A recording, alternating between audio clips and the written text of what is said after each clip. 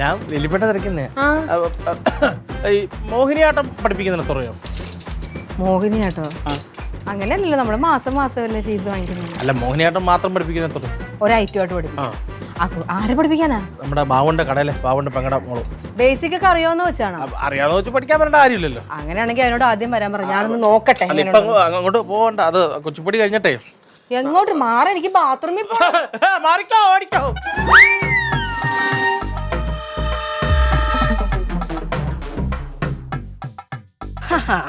എന്തു വെച്ചത്?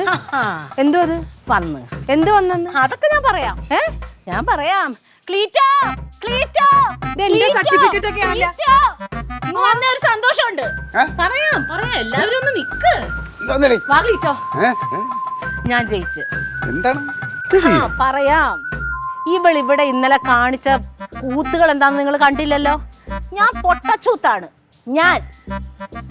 നിങ്ങളെ രണ്ടുപേരെയും പറഞ്ഞപ്പോ നിങ്ങൾക്ക് ആർക്കും ഇതിനകത്തൊരു ഇതുണ്ടായിരുന്നില്ലല്ലോ. ഇപ്പൊ ഞാൻ കാണിച്ചു തരാം. ഇതിനകത്ത് റാങ്കുകാരിയുടെ സർട്ടിഫിക്കറ്റ് ഉണ്ട്. വായിക്ക് വായിക്ക്, ഈ പേരൊന്ന് വായിക്ക്. ലില്ലി മത്തായി. ലില്ലി മത്തായി, അതായത് നിന്റെ ഭാര്യ. അയ്യടി കൊടുക്കും ഞാൻ. നിന്റെ ഭാര്യ അതേ നിൽക്കുന്ന ലില്ലി മത്തായി. വായിക്ക് ക്ലീറ്റോ. നിങ്ങളുടെ പെങ്ങളുടെ മാർക്ക് വായിക്ക്. വായിക്കേ. 213 മാർക്കും വെച്ചിട്ടാണ് നീ എന്നെ കുറ്റം പറഞ്ഞല്ലേ? ഈ കൊച്ചിനൊന്ന് മാറിക്കേ പൊന്നെ. ഈ കൊച്ചിന് ആരുടെ ബുദ്ധിയാന്നാ നീ പറഞ്ഞത്? എന്റെ ബുദ്ധിയാന്നല്ലേ? നിന്റെ ബുദ്ധി. നീ വലിയ റാങ്ക് മേടിച്ച ആളൊന്നും അല്ലല്ലോ. ഞാൻ മണ്ടിയാണെന്ന്. എന്റെ ബുദ്ധി നിനക്ക് അറിയാൻ പാടില്ല. നീ ഇത് എവിടെ ഒളിപ്പിച്ചാലും ഞാൻ കണ്ടുപിടിക്കും. നോക്കിക്കോ, ഇതുമായിട്ട് ഞാൻ സുലി ചേച്ചിയുടെ അടുത്ത് പോകും. ഈ നാട് മുഴുവൻ കാണിക്കും നീ തോറ്റ ആളാണെന്ന്. 213 മാർക്കല്ലേ കൂടുതൽ?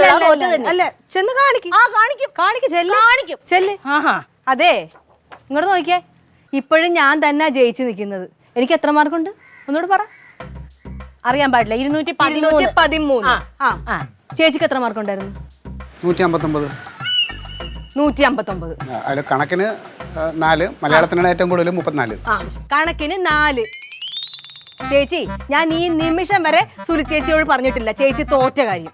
പക്ഷെ ഇനി ഞാൻ പറയും. സുലി ചേച്ചിയോട് മാത്രമല്ല, പെൺപുലിയിലുള്ള എല്ലാരോടും. ഒരു 10ാം ക്ലാസ് പോലും ജയിക്കാത്ത ആളാണ് ഞങ്ങളുടെ തലപ്പത്തിരിക്കുന്നതെന്ന്. ഞാൻ ചേച്ചിനെ താഴെ ഇറക്കിയിരിക്കും. ദേ ഇങ്ങോട്ട് നോക്ക്.